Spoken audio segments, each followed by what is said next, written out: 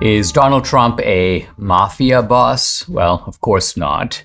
He is the patriarch, if you will, of a very successful company that runs golf courses and casinos. But this is a guy who's been in the public light for decades and was a beloved figure. So the idea that Donald Trump is some kind of mafia boss is downright absurd.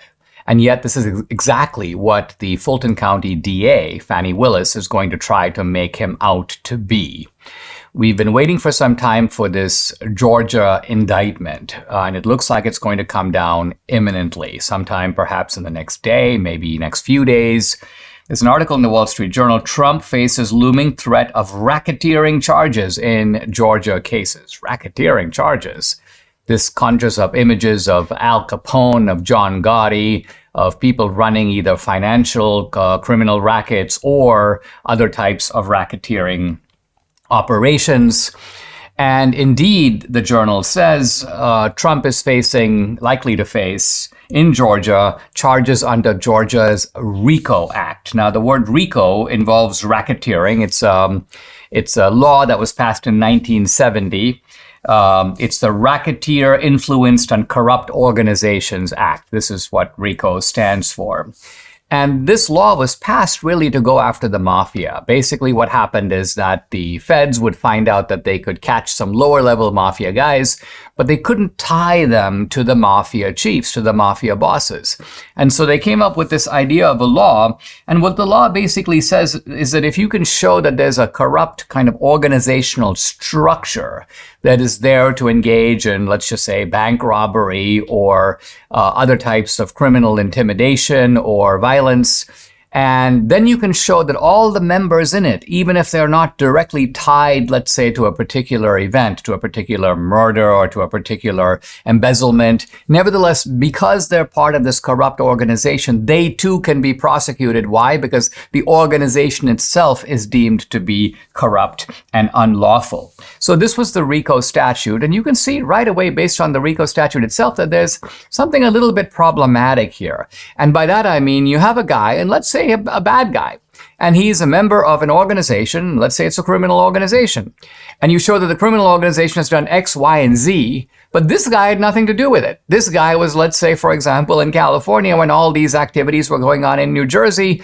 There's no tie to him. So the idea is, can you prosecute him, Mr. X, because he belongs to this organization? The organization is doing stuff, but other guys are doing it.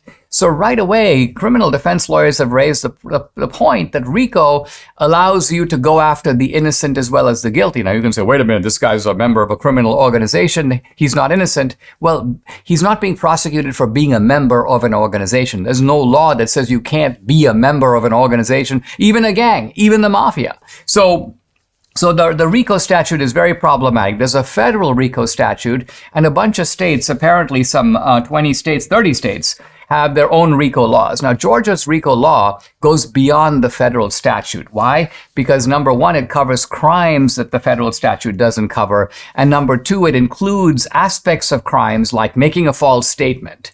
Now, typically in the federal RICO statute, making a false statement by itself is not a crime. It can be used to show that your motives are bad or you don't really have an alibi. But in the Georgia statute, the false statement itself is a crime. So if someone makes a false statement, you can go after them on that basis. Now, Fani Willis has realized, this is the Fulton County DA, that this RICO statute allows you to go after all kinds of people and make it sound like they're part of a criminal organization and try to get everybody in the group, even if they didn't do anything themselves. And this is really her idea of how to get Trump.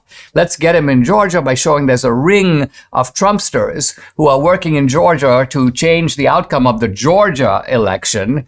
And first of all, she has to show that they were doing that unlawfully. If they were just merely filing lawsuits and taking lawful measures to change the outcome of Georgia, that of course is allowed. But her point is, if she can show that there's some violation of the law on the part of some of these Trumpsters, she'll just then say, well, this is a big ring. It's a criminal ring. Trump is sort of the Don Corleone of this ring. And so we have a right to go after him, even if he didn't do anything bad, even if he didn't even urge anyone else to do anything bad. He's part of this criminal operation, and therefore we can go after him on that basis. So this is a very dubious, well, The second dubious part of it I want to highlight is not just the problems with the RICO itself, but RICO was established to go after the mafia, to go after these kinds of criminal organizations. The problem is, as with so many federal laws, they get applied in very different contexts. In fact, in Georgia, they used the RICO statute to go after some public school administrators and teachers. Now, these teachers were doing something unlawful. What were they doing? They were inflating the grades and test scores of students so the school would look better in terms of getting funding from the federal government. And so the RICO statute was used to make this seem like a criminal operation, like all the administrators and teachers were part of this, even if certain individual administrators and teachers did not participate. Nevertheless, it's a criminal ring. So what the government goes, hey, listen, since we were able to take this mafia statute and use it against the administrators and teachers, why not use it against the Trump people as well? Of course, the great irony of all this is that there is a mafia boss, but it's not Donald Trump. There is a mafia boss with the word president in front of his name. That's the guy currently sitting in the White House. You don't have to endure or live with aches and pains because now there is a remedy. Debbie and I started taking Relief Factor a couple of years ago. The difference we've seen in our joints, nothing short of amazing. Aches and pains are totally gone thanks to this 100% drug-free solution called Relief Factor. How does it work? Relief Factor supports your body's fight against inflammation. That's the source of aches and pains. The vast majority of people who try Relief Factor order more because it works for them. Debbie's a true believer. She can now do exercises, push-ups, planks, and so on that for a long time she wasn't able to do. So Relief Factor has been a big game changer for her, her aunt, other members of our family, Mike right here in the studio, and for many other people. You too can benefit. Try it for yourself. Order the 3-week quick start for the discounted price of just $19.95. Go to relieffactor.com or call 800-4RELIEF to find out more about this offer. The number again to call, 800-4RELIEF, or go to relieffactor.com. Feel the difference.